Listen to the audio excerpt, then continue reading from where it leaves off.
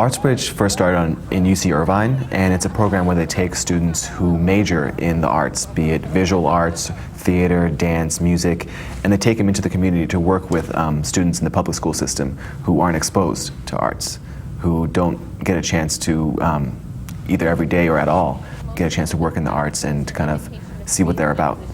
My specific project that I'm working on with Amir is a theater project. It's basically all of our students are 8th graders. We have about 30 8th graders, and they're all, this is their first time working with drama and theater arts, and so our goal is to introduce the theater to the students and make it accessible to them, so they don't think that it's something that only the people on TV get to do, that they can really use it and feel like they can read plays and feel like they can go to the theater and it applies to their life. So our basic goal when we started working with the students was to get the students to start thinking about character development and how they can develop their own characters and use their own personality to create these new characters. Well, it's being integrated in the projects that they're doing. It's taking it from simply writing and getting a grade and putting it in their portfolios to, hey, they're going to write it, they're going to think about it more,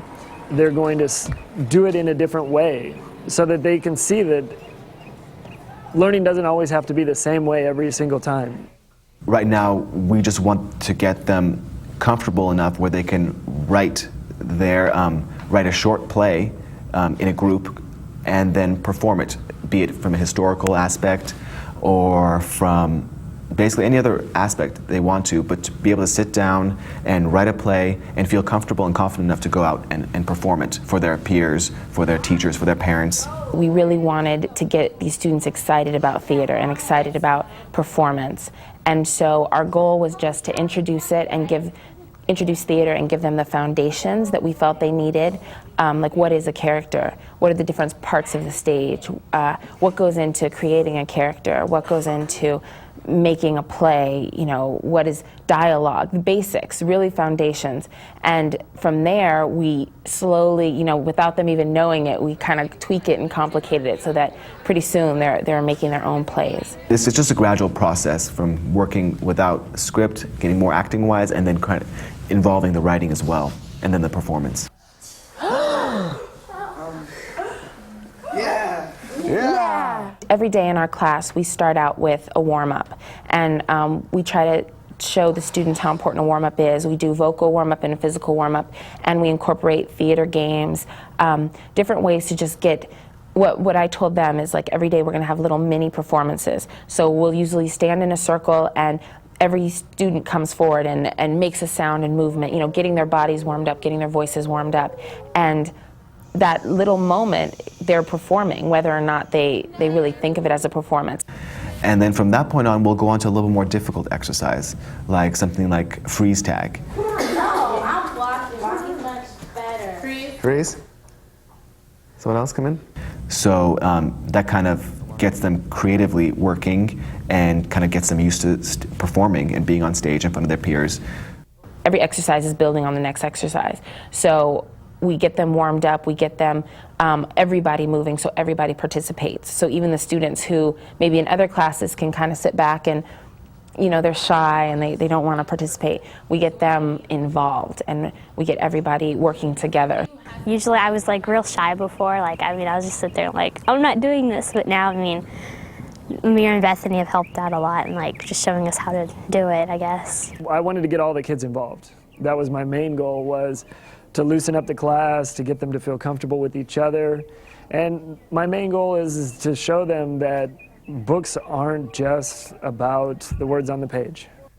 If you want to learn how to think on your feet, you know, put somebody in front of 30 people and say, go, you know, and you know, of course it's a little scary. And so, I mean, of course that's not what we started with. We've progressed to that. It's getting me comfortable because, like, in our other classes we're doing like we're doing drama too, like with our history and in our reading classes and stuff like that, and like I'm becoming more like able to, like, it's easier for me to like to come up with the idea because like we do it a lot with Amir and Bethany and stuff like that, so it's easier for me to come up with something like short and good and stuff like that. And just with these 3 lines, we had completely different situations, okay? Since the students know that we're students right now, that we're college students, I think they I hope that they see us as kind of role models, kind of mentors, that they can ask us questions. You know, sometimes they'll ask us questions about college classes or about our performances, and I know they've said, oh, tell us when you're performing so we can come see you. And I mean, I think that's fun, because then I think college becomes more accessible for them. Walking around,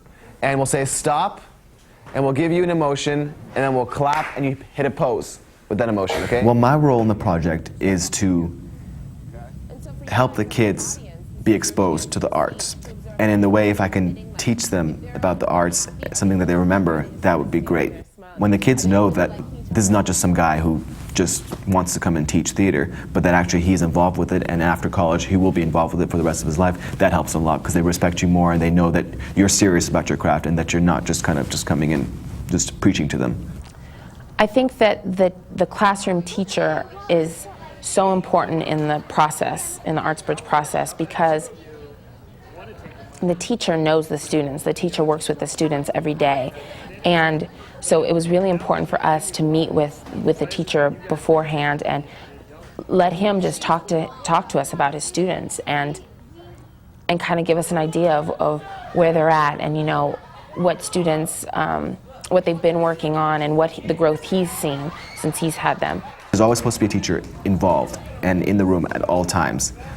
In that way, I'm also able to help the teachers learn about different ways to approach the arts with their kids, so that once we leave, they would be able to teach their kids just about the arts in general, so that they get something from it as well. I'm getting a lot of interaction with students that I didn't think were going to participate. They're really starting to step forward, which I'm a little interested to see, you know, their reactions to them. When you're in a classroom, normally they're very quiet and timid, and all of a sudden they're on stage and they're a whole different person. I think that it's great to collaborate in the process, because we definitely want to work with the teacher so that the teacher can feel like the work that they're doing outside is supported by the ArtsBridge program. And so kind of bringing those two together. I've seen their comprehension increase, but I've also just emotionally seen them increase their understanding of people in books and in writing. There's a more connection, because now they're seeing, hey, those aren't just people in a book, they're actual real people, or they're people that the character or the author really wanted to present in a certain way. So they're getting different perspectives. When we're reading and we're supposed to get the emotions of people, I feel like I can understand what they're feeling and what they're going through because of this. Just help me out. We'll probably be working on this character work with the scenes for the next week or two, just so they can actually grasp the idea of getting into a group and working together as a team to come up with a scene all together and involving everyone and really being clear on their objectives. It's actually a lot to ask for an 8th grader to do. I like working in groups because it's funner, because people, you'll have an idea, and if somebody else has a better idea, you know, you kind of oh yeah, that works better. From any other classes, you go in, you sit down, you do your work, and then you talk, you get in trouble, and then whatever, and you just stay in there for the 45 minutes or whatever, and then you go to the next class. But in here, you get to act out, you get to be yourself and stuff like that, and you just get to express your feelings in your little acts or something. My personal goals are just, I think that every time I see the students getting excited about the arts, it just reinforces my passion for it. I definitely want to continue working in the schools, because it's definitely been an opportunity for me to kind of remember why I'm studying theater, why I'm studying dance, because it's exciting, because it applies to your life, because it's a wonderful release, because it's something new and it's challenging every time you do it. Every time you do it, you learn something new. It opened my eyes to teaching as well, because I always thought, I'm going to be an actor, I'm just going to work in the stage and TV and try to get jobs. But now I'm thinking I actually might want to go to grad school and get an MFA degree and then actually go and teach. Because it's another aspect of happiness that you get, fulfillment. Teaching, bringing your art that you enjoy to do to other kids who haven't been exposed to it, and getting them to kind of enjoy it and become interested in it. It's a whole nother fulfillment. Karate instructor. Getting the teacher involved and making sure that he or she is in the classroom and involved with the students kind of goes beyond that. It helps this teacher as well know how to work with the students in the arts so that once we're gone, it can continue. It doesn't just stop there. The students will still be exposed once in a while with the teacher's knowledge to the arts. I think that we wanted the students to be able to, we want them to understand kind of how the arts can fit into their life. I mean, ideally every school would have an arts program that gets adequate funding, that has teachers who really care about the arts.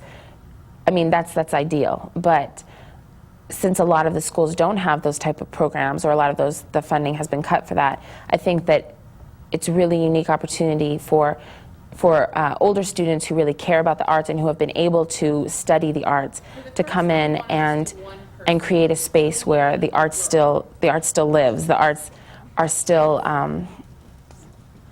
alive, are still there for the students to access. I just think that this is one of the aspects that all kids need. All kids at all grade levels working together, learning different things about the arts. It's a fantastic way of learning, and it's one that all kids should have an opportunity to have. So I just appreciate having them come in.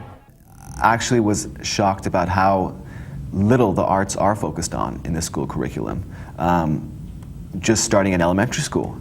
I mean, starting from first grade on through 8th grade, all the general subjects are always covered, but the arts are somehow just completely left out. And sometimes it's great to just see the faces of the kids, just being exposed to arts and just kind of singing or dancing or acting or just being exposed to them. It lights up their eyes, and it's a great experience because it's just something that they need and they're lacking, and just to provide it to them, they just are just so happy to get it. Whether or not you choose to go audition for the play at your school play, the point is, at some point, the arts can help you in ways that we can't even imagine. Ta-da!